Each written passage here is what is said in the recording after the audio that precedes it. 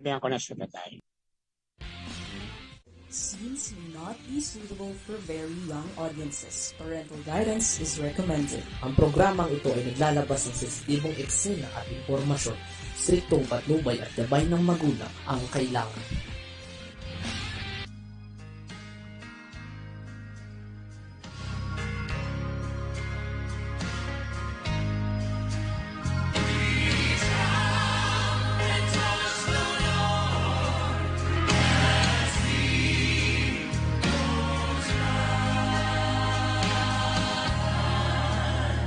On that dark and stormy night, on the Sea of Galilee, the disciples were so fearful from the raging of the sea, when along those rushing waters, in the blackness of the night, walk the blessed Lord of glory, walk the Master and the Christ. And on the road of Jericho sat a blind man one day, for he heard that my Savior, he was passing by that way. Oh. Praise the Lord, mga kapatid. Magandang umaga po sa ating lahat. Amen. Happy Wednesday po sa atin. Hallelujah. Kamusta po ang lahat sa atin? It's good to be back po from last week na hindi niyo po ako nakasama sa ating programa, mga kapatid. Amen. But today, salamat sa Panginoon for the opportunity na muling maging kabahagi po ng programang ito, mga kapatid. Amen. So, yan, share po natin ang ating video sa araw na ito, mga kapatid, ang ating programa na Master's Touch sa ating mga kaibigan, sa ating mga mahal sa buhay, mga kapatid, sa ating mga pamilya na nangangailangan ng salita ng Panginoon sa araw na ito. Amen po. So, tayo po dadako sa ating pananalangin, mga kapatid. Amen. Hallelujah. Praise God. Hallelujah. Jesus, pinupuri ka namin, Panginoon. Pinapasalamatan, O God. Tunay kang dakila sa buhay ng bawat sa amin. Salamat, Panginoon, sa bagong aral na binigay mo sa amin. Na kung saan, Panginoon, kami ay muli makakarinig ng iyong mga salita para ikalalakas ng aming mga pananampalataya at katatatag ng aming relasyon, Panginoon, sa inyo, O God. Hallelujah, God. Muling diadalangin namin, Panginoon, ang mayaman mong biyaya, ang patuloy na managana sa aming mga buhay, Panginoon, at sa aming pakikinig ng iyong mga salita. Muli mo kami, Panginoon, palakasin, encourage muli, O God, hallelujah, na magpatuloy sa aming paglakad sa inyong kalooban, O God, Jesus. Hallelujah, pagpalain mo, Panginoon, ang aming programa, na maabot nito, Panginoon, ng mga taong nangangailangan ng inyong mga salita, ng kailangan ng inyong encouragement, Panginoon, hallelujah, ipagpalain mo, Panginoon, hallelujah, ang bawat ginagamit mo, Panginoon, para sa programang ito, sa online Bible Study Ministry, Panginoon, maging kay Sir RV, Panginoon, hallelujah, na siyang aming tech support sa Kakampi online platform namin, O God, Jesus. Pagpalain, Panginoon, ang aming puting pastor na siya maghahayag ng iyong mga salita, hallelujah, bigyan niyo po siya patuloy ng karunungan na nagmumula sa inyo, O God. Hallelujah, Jesus. And Lord, hallelujah, touch the hearts of everyone na makikinig. Hallelujah, at maabot namin, Panginoon, sa amang sulok ng mundo, O God, ang mga tao na ngailangan ng inyong mga salita, O God, Jesus. Muli, Panginoon, sa inyong lahat ng kapurihan, pasasalamat at pagsamba. In Jesus' name, Amen. Amen. Hallelujah.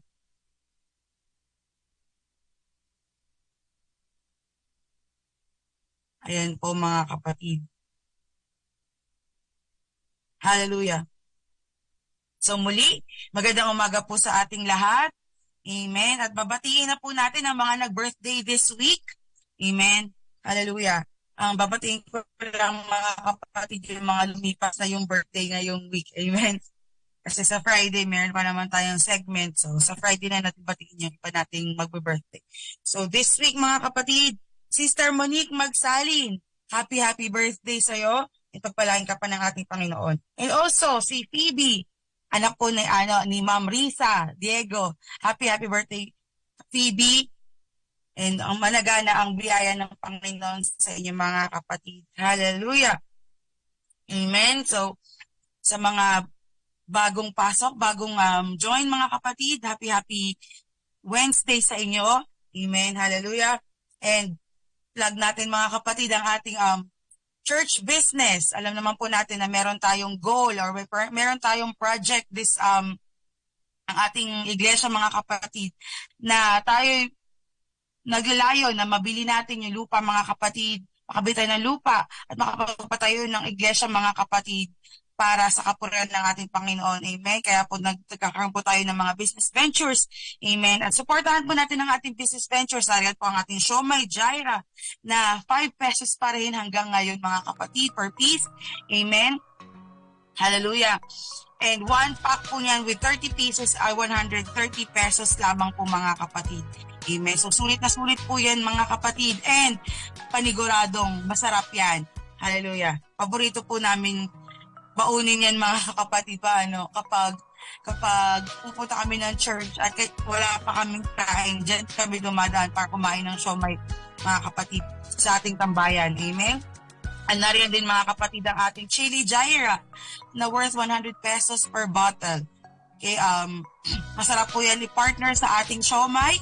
Amen. At masabi po yan na ihalo sa ating mga ibang pagkain mga kapatid, paniguradong gaganahan kayong kumain kapag kasama yan sa inyong hapagkainan mga kapatid. Amen. 100 pesos lamang po yan. And lahat po yan, gawa po yan ng ating mga kapatiran. Amen. Nariyan din po ang ating yamigong na 80 pesos per bottle. Lahat po yan gawa ng kapatiran, kaya sigurado po tayong malinis sa pagkakagawa at sigurado masarap po yan mga kapatid. And kung gusto po natin maging reseller or distributor po ng mga produktong ito, contact niyo lamang po ang ating butihing Pastor Alvin Gumba. Amen. Para makapagbigay sa inyo ng deals para sa mga produktong ito mga kapatid. And also mga kapatid, nariyan din ang ating TMC Food House. Amen. Na located sa Miramontes Subdivision sa Shoulders Hill, Caloocan. Amen. So malapit lamang po yan sa church, kaya po nadadaanan talaga yan kung papunta ka ng church at hindi ka pa nakapag-breakfast or kung ano man, daan ka doon mga kapatid. Or gusto mong magmerienda, daan ka rin doon. Amen. Nag-offer po tayo ng mga breakfast meals, mga silog meals mga kapatid, at meron din tayong mga ulam na ino-offer pagtanghali at hapon mga kapatid. Amen. At nariyan din po, meron po tayong Anli Lugaw, hanggang ngayon, 20 pesos pa rin mga kapatid. Amen. Anli Lugaw pa rin yan. At meron din po tayong pares at mami. At ngayon po, nag-serve na rin po tayo ng mga burgers and footlong mga kapatid. Amen. At meron din po tayong mga merienda paghapon na pancakes at kung ano pa man mga kapatid. Amen. So, supportahan po natin ang ating TMC Tambayan or Food House mga kapatid para po makalikom tayo ng pera or makalikom tayo ng funds para po sa ating church project na lupa at simbahan mga kapatid. Amen. At shout out sa masisipag nating mga cooks at mga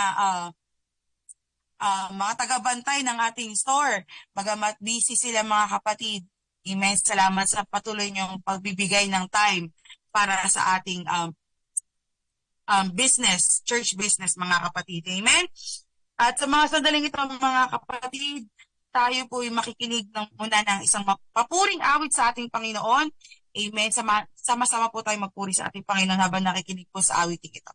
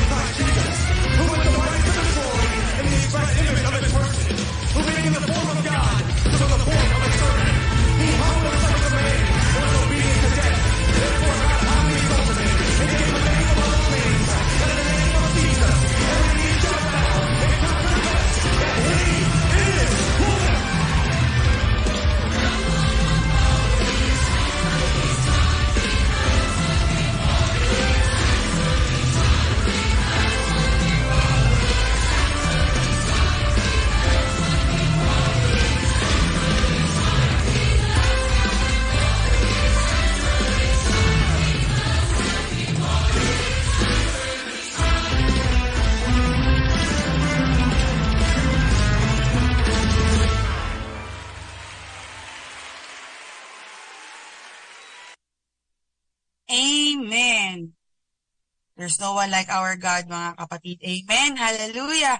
At sa ating pagpapatuloy, mga kapatid, batiin ko lamang po yung mga nakita ko naka-online ngayong umaga. Nanay Ochi, salamat po sa patuloy niyong pagsuporta sa ating programa. Amen. Sister Marisa, ating masipag na Zone 6 Assistant Leader. Amen. Salamat po sa inyong pag-tune in. Sister CJ, amen, ang ating head sa ating online Bible study ministry, mga kapatid. Sister Diane, amen. Sister Rose Ruizan, good morning po sa inyo, mga kapatid. Good morning, Nanay Emily Beso, amen. Masaya po tayo na magkakasama po tayo, amen, sa mga oras na ito para makinig ng salita ng Panginoon. Amen po. So don't forget po, mga kapatid, to subscribe to our YouTube channel, amen. Tatak TMC channel, nariyan po yan sa ating screen. And also like us and follow us on Facebook, Touch Ministry Center-UPC. Good morning, Sister Hannah Armingol. Thank you po for tuning in. Amen. At sa ating pong kung gusto po natin sumuporta sa ating gawain, mga kapatid, through our offerings, pwede po tayo magbigay sa 0995-843-7149. Amen. Dapat ipadala sa GCash account po na yan yung ating mga offerings na nais po nating maitulong sa gawain po ng ating Panginoon, mga kapatid. And also, you can send stars, mga kapatid, sa ating platform, ang Kakampi online na platform, mga kapatid. You can send them stars. Amen. Para naman sila rin ay mabless, mga kapatid, sa programang ito. Amen po. So dito pagtatagal, mga kapatid, para po mabigyan natin ng mahabang oras ang salita ng Panginoon. Hallelujah. Ibibigay na po natin ang pagkakataon na ito sa ating putihing pastor. God bless po, Pastor Alvin Tumba. Praise the Lord. Magandang araw po sa inyo lahat sa pangalan ng ating pong Panginoon. Tunay nga na ang Diyos ay mabuti. Nagpapasalamat tayo. Wow, ang ganda ng background to. Para kung nasa kagubatan. Praise the Lord. Okay. Hindi pala beach pala yung nakikita ko, no? Pero salamat sa Panginoon. Magkakulay yung ating suot sa yung background, Brother RB. Kaya okay lang, nabalik tayo sa church studio na lang natin para mas balance ang kulay. So, kamusta na kayo, mga kapatid? Thank you, Sister Honey, for our able host, mga kapatid. Nagpapasalamat tayo na tayo muli ay nakapagsahimpapawid upang sa gayong paglingkuran po ang Diyos at pangalawa ang ating mga kababayan sa pamamagitan ng makadiyos na pag-aaral po ng mga salita ng ating Panginoon. So tayo po muna ay darako sa salita po ng ating pong dakilang Diyos, naway ano man ang ating pangangailangan ay patuloy po nating maranasan katagpuin ng ating pong Panginoon. Praise the Lord. Well, alam niyo po, ipag-pray natin, meron pong bagong virus na nagmula sa India. Okay. Salamat sa ating Panginoon. Alright. Nagpapasalamat tayo sa ating Panginoon na itong mga nangyayaring ito ay lalong nagpapaigting ng ating paghahanda sa nalalapit ng pagbabalik ng ating pong dakilang Diyos. So pray natin na wag po itong makarating sa Pilipinas sapagkat ito po ay mas deadly pa sa COVID. At kumbaga kung ito ay makakarating ay matinding quarantine na naman ang gagawin natin para hindi po ito kumalat ng kumalat. So let's pray na ingatan tayo ng Diyos, yung ating makababayang mapupunta sa mga bansang malapit yan o mismo sa India. And we pray that walang will ng Diyos. Bakit naglalabasan itong mga matitinding virus? Praise the Lord. 2 Corinthians chapter 5, verse 1 up to 10. Basahin po natin muna ang 2 Corinthians chapter 5, verse 1 up to 10, ito po ang sabi sa atin ng salita ng ating pong Panginoon. Praise the Lord. Verse 1 up to 10 ng 2 Corinthians chapter 5. Sapagkat nalalaman namin na kung masira ang aming bahay na tabernakulong ito o tabernakulong ukol sa lupa at of our body, ay mayroon kaming isang gusalin mula sa Diyos. Bahay na hindi gawa ng mga kamay, walang hanggan sa sangkalangitan. Sapagkat tunay na sa ganito kami ay nagsisihibik na nangagnanasang mabilisan kami ng aming tahanang mula sa langit. Kung mabihisan nga kami niyaon ay hindi kami makasusumpungang hubad. Sapagkat tunay na kaming sa tabernakulong ito ay nagsisihibik na nangabibigatan, hindi sa ninanasa namin maging hubad, kundi ninanasan namin kami bihisan upang ang may kamatayan ay lamunin ng buhay. Ngayon ang gumawa sa amin ng bagay ding ito ay ang Diyos na nagbigay sa amin ng patotoo ng Espiritu. Kaya nga kami laging malakas ang loob at nalalaman namin samantalang kami ay nangasatahanan sa katawan ay wala kami sa harapan ng Panginoon. Sapagkat nagsisilakad kami sa pamamagitan ng pananampalataya, hindi sa pamamagitan ng paningin. Na malakas ang loob namin ang sabi ko at ibig pa nga namin ang mawala sa katawan at mapasatahan na nakasama ng Panginoon. Kaya't ang amin namang pinagsisikapan maging sa tahanan man o di man, ay maging kalugod-lugod kami sa Kanya. Verse 10, sabagat tayong lahat ay kinakailangan mahayag sa harapan ng hukuman ni Kristo upang tumanggap ang bawat isa ng mga bagay na ginawa sa pamamagitan ng katawan ayon sa ginawa niya, maging mabuti o masama. Purihin ang ating pong Panginoon. So tayo muna yung manalangin, dakilang Diyos, pagpalain niyo po ang aming mga tagapakinig. At sa oras na ito, kami po ay merong nakikita sa aming unahan na lalo po nagpapaigting ng aming pong paghahanda sa nalalapit na pong pagbabalik mo, Diyos, sa aming panahon. Kaya nagpapasalamat kami, Diyos, minsan mo kami po ipaalalahanan. Minsan mo kami, O Diyos, ay kakausapin at salamat po sa iyong biyaya ngayong araw na amin pong idudulog sa iyo, amin pong ilalapit sa iyo, Panginoon. Tunay nga, O Diyos, na ikaw ang makapangyarihan sa lahat. Salamat po sa iyong biyaya. Mahal na mahal ka namin, Panginoon. Sa iyo lamang ang papuri, sa iyo lamang ang pagsamba. Dakilang Diyos sa buhay, itong aming dalangin, Panginoon namin Jesus. Amen at amen. Purihin ang ating pong Panginoon. So again, salamat po sa lahat ng ating mga nag-join sa ating pong palatuntunan at ang aming dalangin, mga kapatid, ay patuloy tayong makinabang sa biyaya po ng Diyos na ating pong nararanasan at ang pagpapala ng Diyos, mga kapatid, ay maranasan o ikakumilos sa atin. Good morning, Sister. Nakita ko si Sister Len de la Cruz Salonga. Pagpalain kayo ng Panginoon, mga Sister Dayan and Sister Maria Salvador na yung bagang bigat yan po sa lugar ng Isabela. Praise the Lord. So salamat po sa inyo po patuloy na pagkatabay at pagsuporta ng ating pong palatuntunan. Purihin ng ating Diyos. Ngayong umaga, mga kapatid, ang ating pag-usapan ay pinamagatang The Christian Prospect.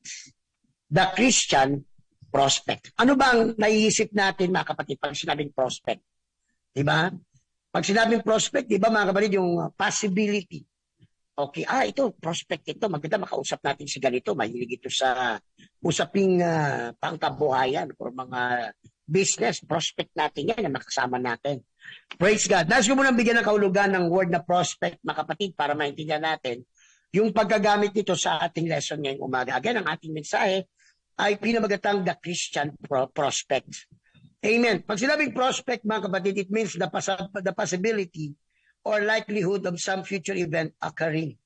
Pag sinabing prospect, yung possibility o yung pangyayari na magaganap ay katulad ng ating iniisip or ating inaasahan. Kaya at mahalagang maintindihan natin na tayong mga Kristiyano, meron tayong Christian prospect na yun ang inaasahan nating magaganap. Dahil yun din po yung sinabi ng ating pong dakilang Diyos. Praise the Lord. Hallelujah. Ngayon, paano ba ginagamit ang prospect sa sentences para mas maintindihan natin? Praise the Lord. Halimbawa, mga kapatid, the prospect of becoming friends again gives me hope. O yung maging yung bawa, nagkaroon kayo ng pagkakaunawa ng kaibigan at nag-effort kayong ma-restore. That is a prospect. Yan ay isang possibility to believe na muli kayong magiging magkaibigan. Ano pa? A consumer, a prospect is a consumer who I think could become a paying customer. Is another definition or use ng word na prospect. So yung nagtatanong, ano ba yung pagkain niyo dyan? Yan sa amin sa TMC Food House, madalas may nagtatanong muna ng pagkain.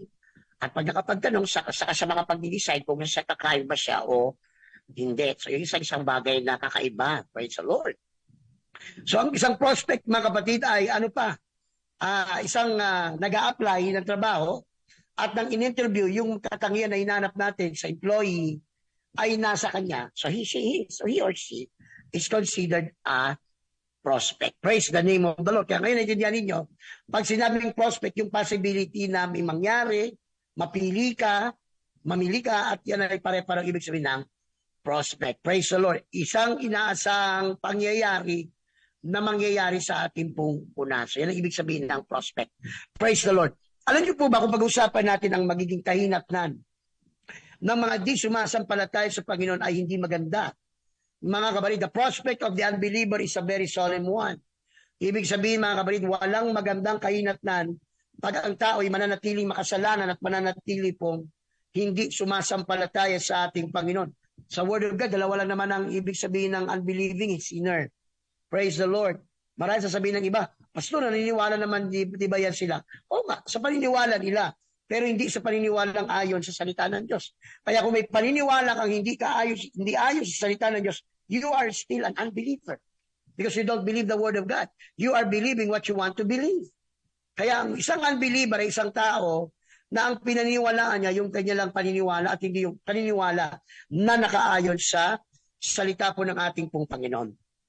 Ang salita po ng ating Diyos, hallelujah, bagamat nagsasabi na meron pong hindi magandang prospect or kalalagyan ang mga di mananampalataya, purihin ang ating Panginoon, tayo namang mga Kristiyano na, tayo namang mga mananampalataya na, ay merong magandang kahinatnan mga kapatid sa pagdating ng ating pong dakilang Diyos. Kaya tayong mga mananampalataya ay dapat pong magkaroon ng future o magkaroon po ng pagtingin sa ating pong hinaharap na merong palaging pag-asa sa biyaya po ng ating pong dakilang Diyos. Kaya malaga na sa ating paglilingkod sa ating Panginoon, huwag pong mawawala yung focus natin. Kanina when I woke up and then habang nag-devotion, my thoughts came to the word aim.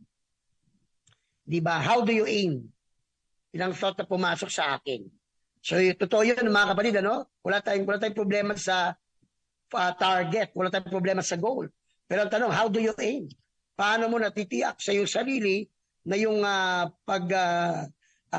pagdating mo o yung maabot mo yung iyong prospect o yung goal ay mangyayari? Mga kapatid, praise the name of the Lord. Mga anak ng Diyos, makikita po natin yung tinatawag na contrast ng unbelieving at saka ng mga saved o yung mga ligtas na. Mga kapatid, tingnan niyo po mga anak ng Diyos.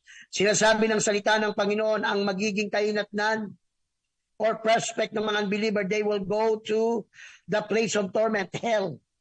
Ang impyerno po ang magiging pinakahuling hantungan ng mga hindi mananampalataya sa Panginoon. Kaya mahalagang maunawa natin, hindi po basta-basta na tayo po ay makasalanan at wala tayong ginagawa, ay hindi tayo tatanggap ng karampatang kaparusahan. Habang tayo namang mga tunay na anak ng Diyos, God has prepared us a mansion in His kingdom or sa heaven. Kung paano ang mga unbeliever, mga kabalit ay nag-aantay at sila po mga anak ng Diyos ay dadalhin sa impyerno, ang mga ligtas naman ay dadalhin sa kanya pong presensya at doon sa kanyang kaharian.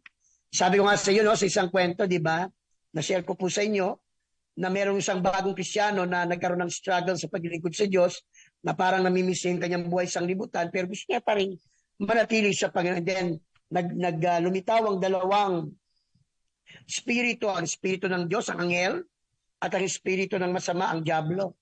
Mga kapatid, sige, sabi niya, para hindi ka mahirapan, ipapakita namin sa iyo ang mga lugar na pupuntahan at ikaw ang magpasa, hindi kami magagalit. Sa isang kumpas ng kamay, parang ganyan, ay napunta siya, yung Kristiyano na yon sa langit, at ang una niya napansin, napakatahimik sa langit. Ako, parang napakalungkot ito sa langit. May napakatahimik, pero maganda rito. And then mamaya-maya, sige, gusto mo makita ang impyerno, sige, sa isang kumpas uli ng kanyang daliri, ay naroon na sila sa impyerno. Maya-maya, pagdating na doon, abay, kakaiba, parang disco. Merong strobe light na umiikot, makulay, merong mga demonyo na nag-i-entertain pagkatapos ang mga tao doon, parang they appear to be happy, and then merong DJ na demonyo rin. At pagkatapos ay may musika, this. Di ba? Parang ganun ang senaryo. Parang masaya rito sa impyerno. Kaya lang, sa langit, maganda sana. Kaya lang, parang tahimik. Alam ko na kung saan ako pupunta. Nakapagbasa na ako.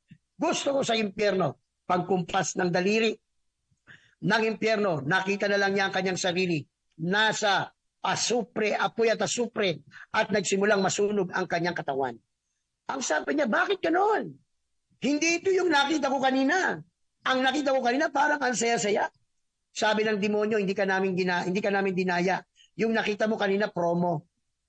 Di ba mga kapatid? Ano? Ito'y kwento lang pero yun ang totoo. When the world pictures sin, pag ang kasalanan o sanlibutan ay inilarawan o ang diablo inilarawan ng kasalanan, parang okay lang. Parang masaya. Pero sa kabila ng saya na yon, ay hindi sasabihin na ikaw ay mawawalay sa Diyos, mawawalay ka sa masama mo sa buhay, and you will be tormented sa hell, sa habang buhay. Forever, in all eternity, pahihirapan ka mga kapatid. Kaya hindi maganda ang prospect ng kalalagyan ng mga makasalanan. Di ba rin sabihin nyo kami na tinatakot namin kayo, mas maganda nang matakot na kayo ngayon kaya sa huli ng lahat, pero nandun na kayo sa dagat-dagatang apoy. Pinapaalalanan ko po, hindi maganda ang kalalagyan ng mga unbeliever. Hindi po magiging maganda ang kalalagyan ng mga backslider. Pag hindi kayo bumalik mga kapatid, kayo po ay dadalhin at paparusahan doon sa place of torment. Nakakatakot yung mga sinisikil ang kanilang puso para maglingkod sa tunay na Panginoon. Sabi ko nga mga kapatid, sige lang, magmatigas kayo. Pag dumating ang kaparusahan ng Diyos, walang tigas-tigas doon. Huli na ang lahat, kahit umiyak ka na, kahit umiyak ka ng tawad, huli na kaya, mga kapatid, if you are listening to the Message Touch program today, it is because God loves you.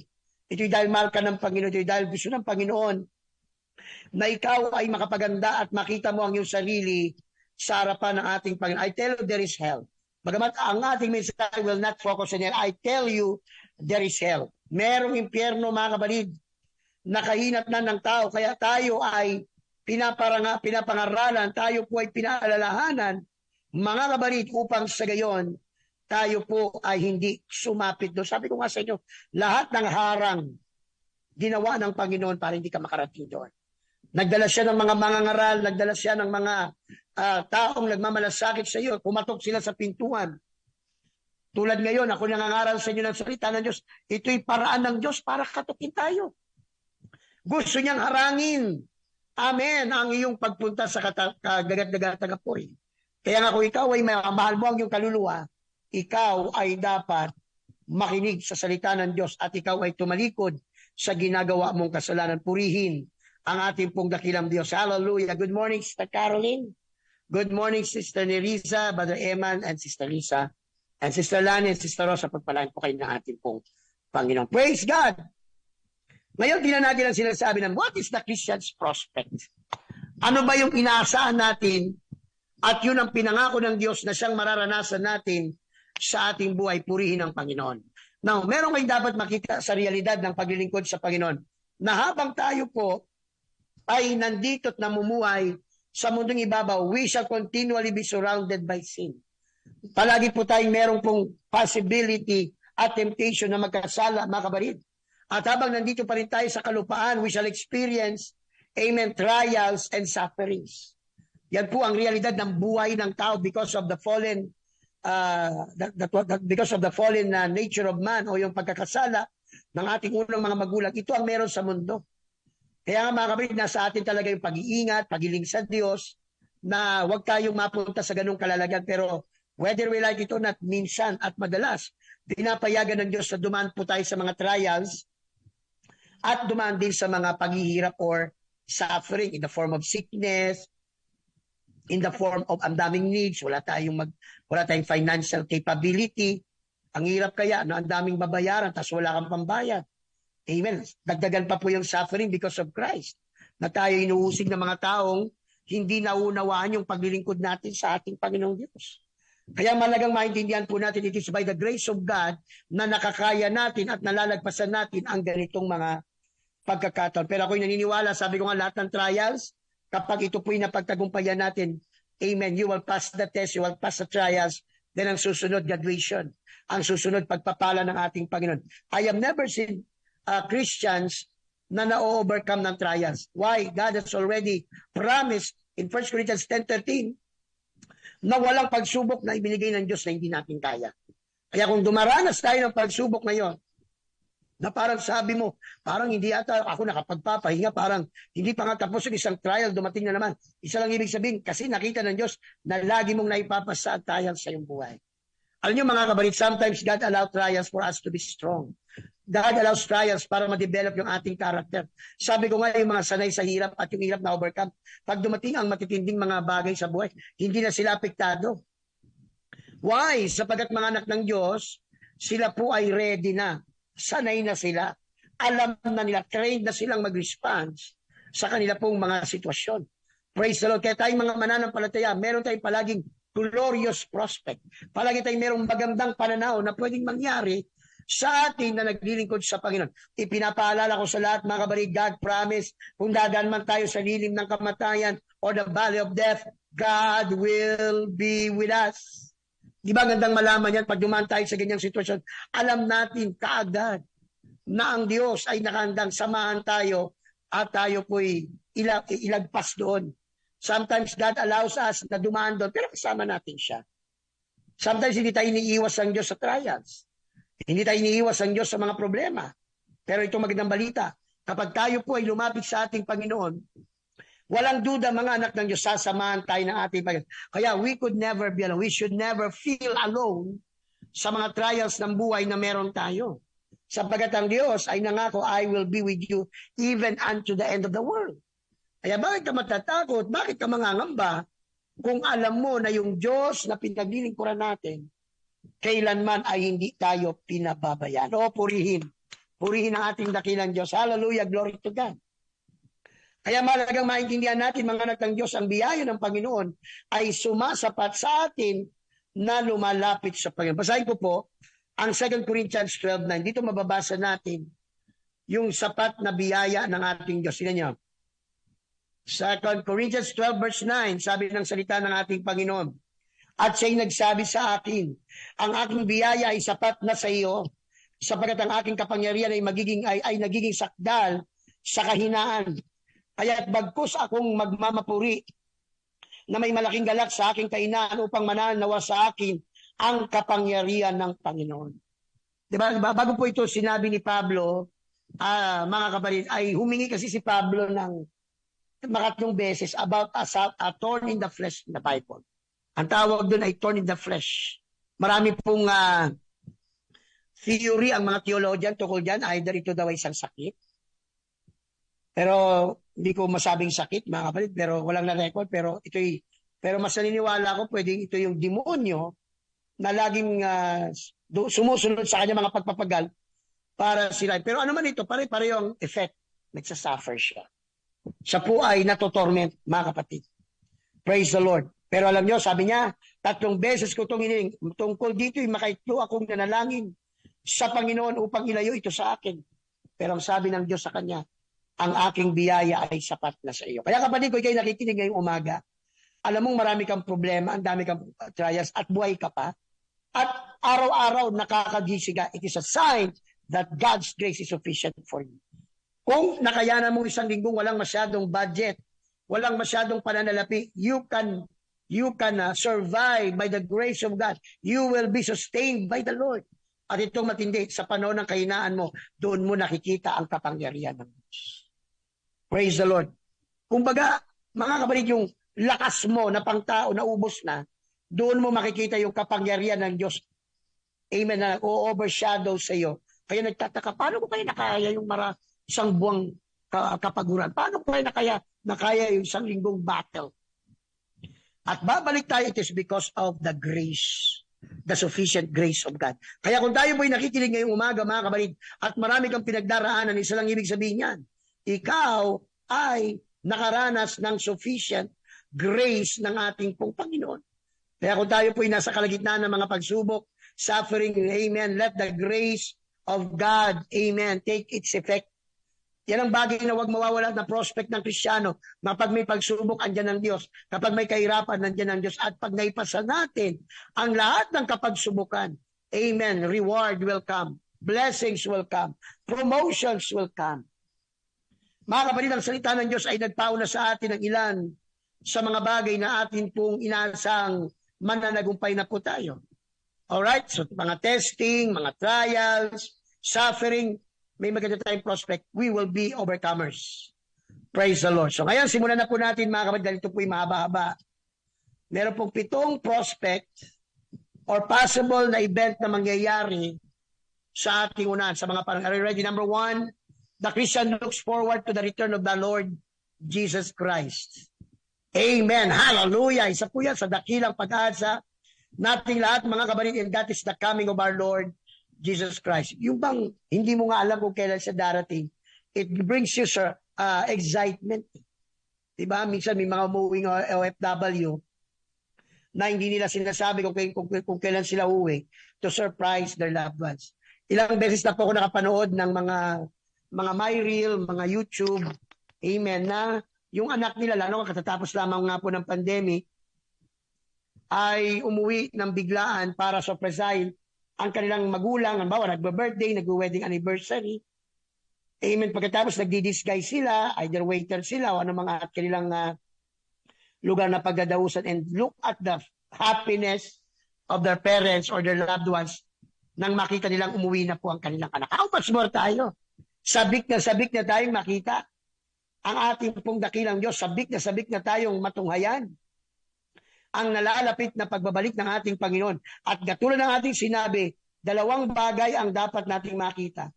Na merong 2 maliligayang mga tao o mga types of people that are happy when Jesus will return. Number 1, yung mga dead in Christ. Yung mga namatay kay Kristo na nasa Abraham's bosom, they will be resurrected back with a new body, and then dadalhin tayo sa langit. Pangalawa, yung mga nanatili, yung mga nagpatuloy na Kristiyano sa kabila ng maraming trials, maraming mahirap, maraming persecution, this second type of believers, sila po, mga kabalit, ay kukunin din naman sabay-sabay tayong aakyat sa langit. Mga kabalit, the number 1 prospect that all believers should be excited, mga kapatid, ay ang pagparito ng ating pong dakilang Diyos. Mahalaga po itong maintindihan po natin na malaki pong mangyayari kapag siya po ay muling bumalik. The coming of the Lord should bring us great hope. Ang pagbabalik ng Panginoon ay dapat magdala sa atin ng grabing pag-asa sa ating lahat. Basahin ko po, mga kapatid, ang sinasabi ng 1 Thessalonians chapter 4 verse 18. 1 Thessalonians chapter 4 verse number 18, ganito po ang sabi sa atin ng Biblia. Kaya't mga aliwan kayo sa isa't isa ng mga salitang ito. The truth or the prospect of the Lord coming very soon is what we call a comforting hope. Nagbibigay, mga kapatid, ng aliw yung ating malaman na ang Panginoon ay babalik na. Ano pa, mga kapatid? Sa 1 John 3:3, 1 John chapter 3 verse 3, ito naman ang dulot na mabuti ng pagbabalik ng ating pong Panginoong Diyos. At sino mang mayroon, ito po, 1 John 3:3, at sino mang mayroon ng pag-asang ito sa Kanya, ay naglilinis sa kanyang sarili gaya naman niyang malinis. Yung alam mo na dadating ang Panginoon, lalo mong iingatan ang buhay mo. And because Jesus will come anytime, wala pong timetable, wala pong date, kailangan araw-araw ready ka. Kaya mga kapatid, magandang ugali bago matulog, magpatawad tayo, minita ng tawad sa Diyos for us to be prepared. Mali natin habang natutulog ka ng rapture. Diba? Ang ganda. Ano yun? Isang bagay po sasabihin ko sa inyo. When the trumpet sounds, ang makakarinig lang ng pagtunog ng trumpeta yung mararapture. Hindi po lahat. Maririnig ito ng mga patay kay Kristo at maririnig ito ng mga buhay at nanatili. Hindi ito maririnig ng mga unbeliever. Hindi ito maririnig ng mga sinner. Hindi ito maririnig ng mga backslider. Kasi nga wala na silang spiritual awareness. Tayong mga Kristiyano, maririnig natin ang pagtunog ng trumpeta. And when the trumpet sounds, boom, the dead in Christ will rise first. Bibigyan sila ng bagong katawan. Tayo namang mga buhay na natili sa Panginoon. Ayon dito, mga kapatid, ang sino mang may pag-asa nito, patungkol sa kanyang pagbabalik ay naglilinis sa kanyang sarili, gaya naman niyang malinis na. Kumbaga, kahit sa isip niya malinis na siya, o banal na siya, lalo pa siyang nagpapakabanal at nagpapakalinis. So every day, we should make it a point. Kailangan matiyak natin na tayo po'y namumuhay na ng matuwid. Dapat nga at this time, we are very careful on our spiritual standing sa Lord. Mga kabarid, lahat ng paraan para tayo po'y italikod sa Diyos gagawin ng diablo. Dapat at this time, wag na tayong mahulog sa mga kasalanang ginagawa lamang ng hindi kilala ang Panginoon. Iwasan na po natin ang mga pagkakahulog sa mga kasalanan, mga kabarid, na siyang maghihiwalay sa atin at dadalhin tayo sa eternidad. Matandaan niyo ito, mga kabarid, hindi maghihinawa ang Diyos na tayo po'y itapon sa impyerno kapag tayo po'y magbabackslide. Hindi maghihinawa ang Diyos na tayo parusahan sa impyerno kapag tayo po ay namumuhay pa rin sa kasalanan. God gave us not grace. Sabi ng Romans 6, diba, verse 1, tayo ba'y magpapatuloy sa kasalanan para ang biyaya ng Diyos ay managana? Hindi po ganoon ang inaasahan dapat ng Diyos sa atin. Kaya napakahalaga sa ating mga Kristyano na lahat ng pag-iingat pagdating sa kasalanan, huwag na po natin maranasan. Sabi ng Titus chapter 2 verse 13. Titus chapter 2 verse number 13. Nahintayin niya ang mapalad na pag-asa at ang pagpapakita ng kaluwalhatian ng ating dakilang Diyos at tagapagligtas na si Hesus Kristo. So maliwanag, mga kapatid, sa salita ng ating pong dakilang Diyos, na itong pagdating ng Panginoon ay nagdadala ng mapagpalang pag-asa. Sabi ko nga sa inyo, mga kapatid, pagdating ng sa pagbabalik ng Panginoon, dalawa po ang iiyak. Yes, sa unang araw may iiyak muna. And after that, papawiin na ng Panginoon ating mga luma. May mga iiyak sa langit, sapagat sa isipan nila, hindi sila malalangit. Pero dahil po sila po yung nagpakumbaba, nagsisi, nakapasok sila sa langit. So yun ang unang iyak, nakapasok ka sa langit dahil sa biyaya ng Diyos. Alam mo kung anong relasyon mo sa Panginoon eh, mga kapatid. Alam yung parable tungkol doon sa mga inupahan. Makikita nyo, it doesn't matter kung one day ka nag-repent, kahit nga ilang oras lang. If you really repent to the sin. Basta baptize ka, basta ka-filled ka ng Holy Ghost, nag-backslide ka, kahit ilang segundo lang, nagpakumbaba ka, then you can be raptured anytime. Kaya nga, bilis-bilisan na natin ang pagbabalik loob. Bilis-bilisan na natin ang pagsisisi. Why? Because when the trumpet sound, ang bilis lang, wala na tayo rito. Hallelujah. So the coming of the Lord is a blessed hope. Kaya again, ang prospect ng bawat Kristyano is the return of our Lord Jesus Christ. Pangalawa, ang pagbabalik ng ating Panginoon ay isa na namang prospect because God will reign. Ang Diyos ay mag-aari na dapat ay dati na po niyang ginawa. Nung panahon pa lamang ni Hebatadan, sabi ko nga sa inyo, no? Nung panahon ni Hebatadan, kung ang tao lang sana ay nanatili sa layunin ng ating Panginoon, abay ang mga anak ng Diyos ay walang gagawin kundi maglingkod na lamang. Wala tayong bubungkaling lupa, pero kakain tayo. At yung pinagpitasan na putas o na puno, pagbalik mo may bunga na naman. Because God is the farmer. God is the husbandman. Mga kabalit, praise the Lord. Magkakaroon ng dakilang mga pagbabago pag dumating ang ating pong dakilang Diyos. Sabi ko nga sa inyo, sa physical lang tayo nahihirapan. Pero sa spiritual, buong-buo ang ating pong katawan. Praise the Lord. Kaya pagdating ng ating Panginoon, lahat ng may karamdaman, lahat ng may mga discomfort sa katawan, God will return our bodies sa kanyang original na kalalagyan. Isang katawang hindi nagkakasakit. Isang katawan na walang putol. Kung tayo pinaoperahan, tayo pinaputulan ng bagay ng katawan, by operation, natanggalan ng malagang vital organs sa loob ng ating katawan, everything will be returned. Lahat siya na ibabalik po ng ating pong dakilang Diyos. Praise the name of the Lord. Kaya napakaganda itong pangyayaring ito. Our Christian prospect is when God returns and changes our bodies. Now ito na. The Christian looks forward to the reunion with and the recognition of our loved ones. Mapalad ang mga pamilyang pare-parehong Kristiyano na naglilingkod because someday we will have a great reunion doon sa piling ng ating pong dakilang Diyos. Kaya mapalad ang buong pamilyang naglilingkod na sa Panginoon. At kung mamatay man ang sino man sa atin, ay magkikita-kita po tayo doon sa langit. Kaya sa ating Kristiyano, wala po tayong goodbyes. Meron lang good night. Sa Christian life, wala pong goodbyes. Ang lahat ay good night. Why? Sandali lang tayong di magkikita. But when we wake up in the glory time, tayo po ay makakasama na ng ating mga, ano yung hirap, diba?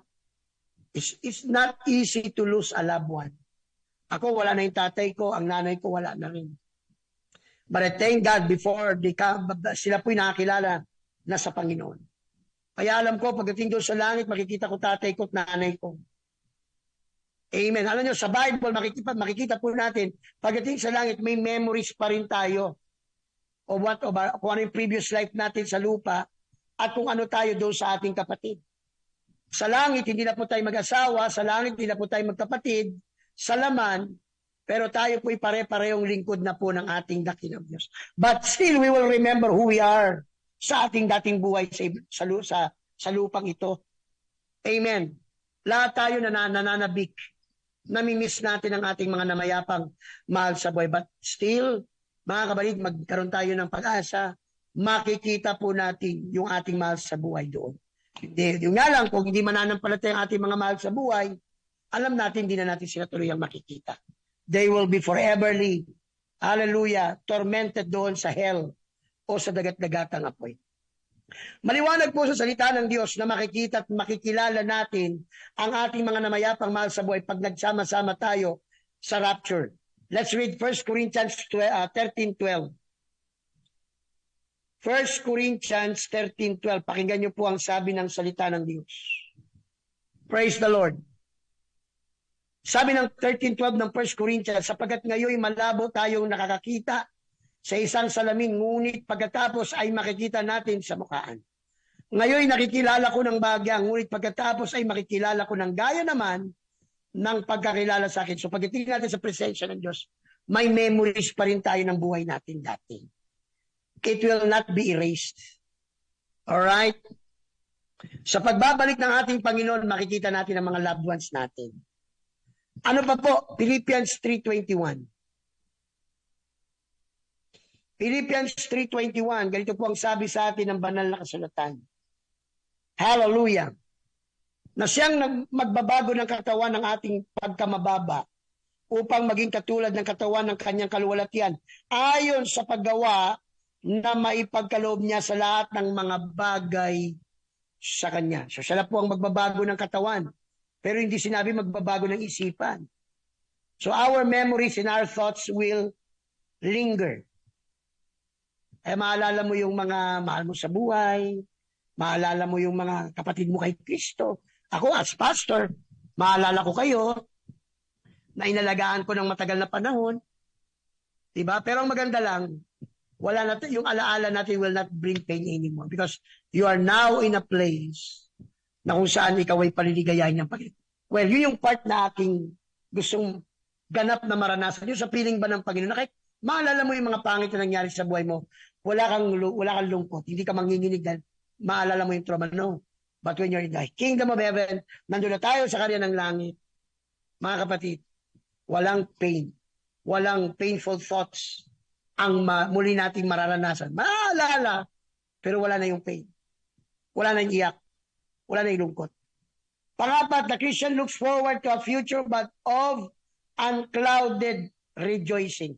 Ayon sa salita ng Diyos, pag nandun na tayo, walang duda, araw-araw for all eternity na tayo ay magiging maligaya at masaya. Sa ngayon, dito sa lupang ibabaw, maganda tayo dahil nandito pa tayo. Dito mararanasan lagi natin ang sorrow, disappointment, iiyak tayo from time to time, may separation magaganap, may sickness at even death. Pero sabi ko nga, hindi yan ang buhay na tinalaga ng Diyos para sa atin. Lahat yan malalagpasan natin.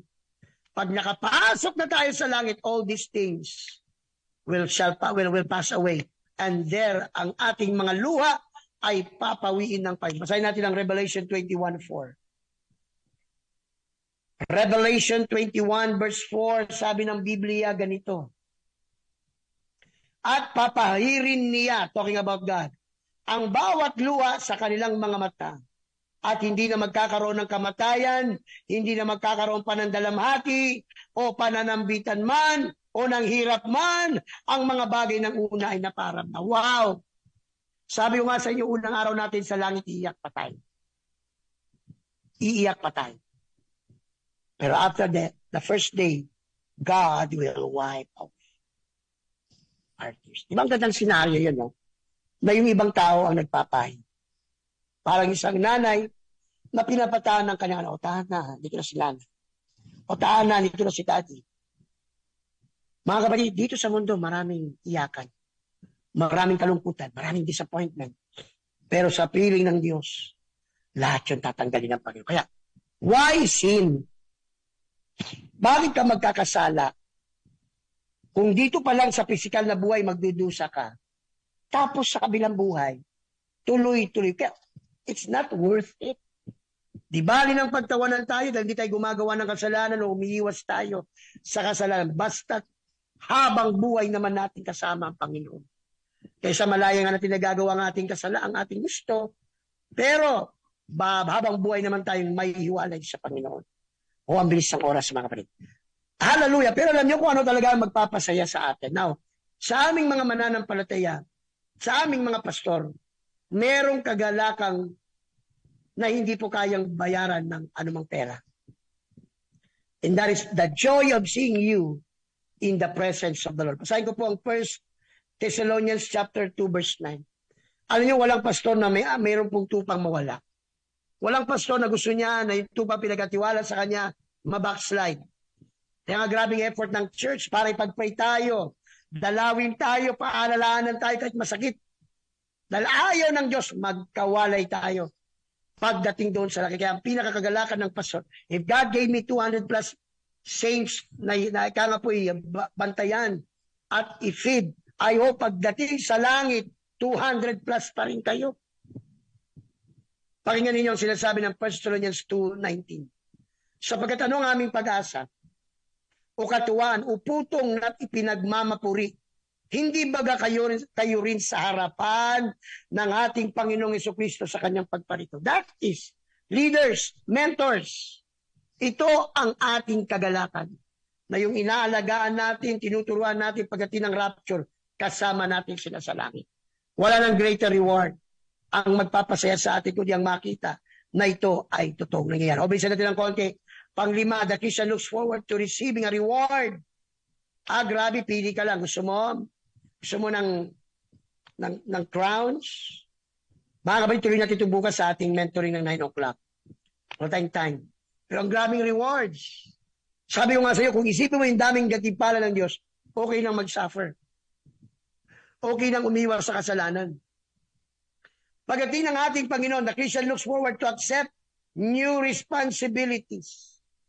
Sabi ko nga sa inyo mga kapatid, lahat ng ating pagpapagal may karampatang reward. At yung iba, makakaranas tumabi mismo sa kanan ng Diyos. Wow. How does God will do it? Sa dami ng believer, malay natin, sa isang dulang, kaya pong magkasya ang 12. Hindi natin alam. Pero ang mahalaga, sinasabi ko sa iyo, pagdating sa langit, may bago tayong gagawin.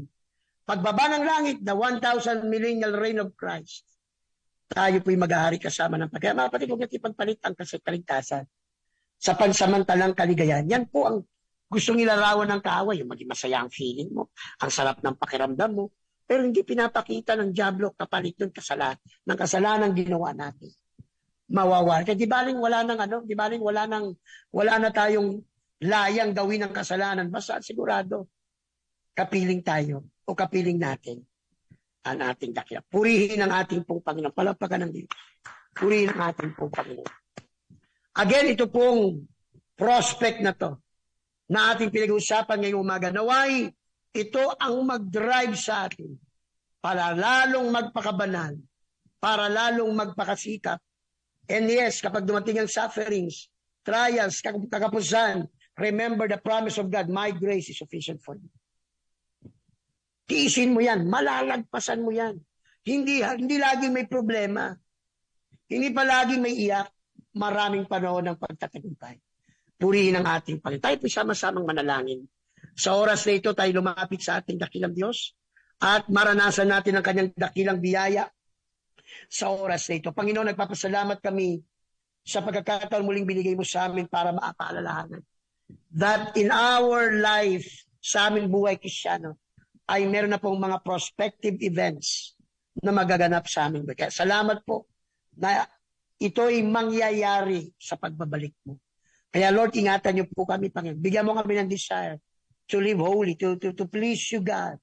na huwag namin paligayahin lang ang aming sariling kagustuhan. Help us, O God, to walk according to your path of righteousness. And tonight, O God, dinadalangin ko po, amen, ang lahat ng aming mga tagapakinig, pagpalain niyo po, Diyos, ang kanilang buhay. Ano man ang kanilang mga pinagdadaan ng suffering, sakit, problema, kakapusan, Lord, abutin mo po sila, Panginoon. Lord, may mga ubo, sipon, trangkaso, God, right now, Lord, pati sore eyes, COVID, at itong bago, yung Nipah, Father, touch them today and let them experience your power. Dahil hindi, Diyos, dinadalangin ko, Panginoon, ang mga may mga cancer, may mga bukol, Lord, let them experience your power, dear God. Mangusap ka, Panginoon. Dalhin mo kami sa landas, Panginoon, ng pagkakilala po sa iyo, dakilang Diyos. Amen. Lahat ng mga nakakaranas ng kakapusan, Lord, remember their needs. Mag-open ka ng mga opportunities for them to be helped. For them, oh God, hallelujah, ay malagpasan ng kanilang mga financial trials. Lord, ang mga na-stroke, touch mo po ang kanilang katawan, na na-apekto ng stroke, gigising kami isang araw, kami po ay tuluyan na. Thank you for blessing, Brother Ronald. Thank you for blessing, amen, Sister, hallelujah, Mary Jean, maging Panginoon, yung blessing na inaantay namin ni Sister Violi. Lord, ano mga balakid, we come against it right now. Sinasaway namin ang mananakmalang gusto na, ang gawa ng kaaway na sulutin ang pagpapalang ito, takot ang diablong ito, na mapagpalang church because of this blessing. And Lord, help us to keep our relationship towards you. Turuan mo kami palagi, Panginoon, na palaging maglingkod ng tapat para sa kaluwalhatian ng iyong banal na Panginoon. Again, salamat po, Diyos, sa araw na ito. Mahal na mahal ka namin, O Diyos. Tanggapin mo aming pagpupuri. Tanggapin mo aming pagsamba. Wala kaming ibang nais. Kundi ang maparangal lang ta at maibigay sa iyo ang karampatang pagpupuri. Kaya salamat po ulit. Mahal na mahal ka namin, O Diyos. Sa ilamang lahat ng papuri, pasasalamat, Panginoon namin, Jesus. Amen and amen. We claim it, O God. We claim it, O God. Praise the Lord. So, tayo po'y dumako na po sa pagtatapos ng ating pong gawain. Naway ang pagpapala ng Diyos ay dumating sa ating lahat. Remember, Jesus saves, heals, bless, because Jesus. Yes. God bless you. Midweek na ating mamayang gabi. Pagpalain po kayo ng ating Panginoon. Come on, somebody shout breakthrough!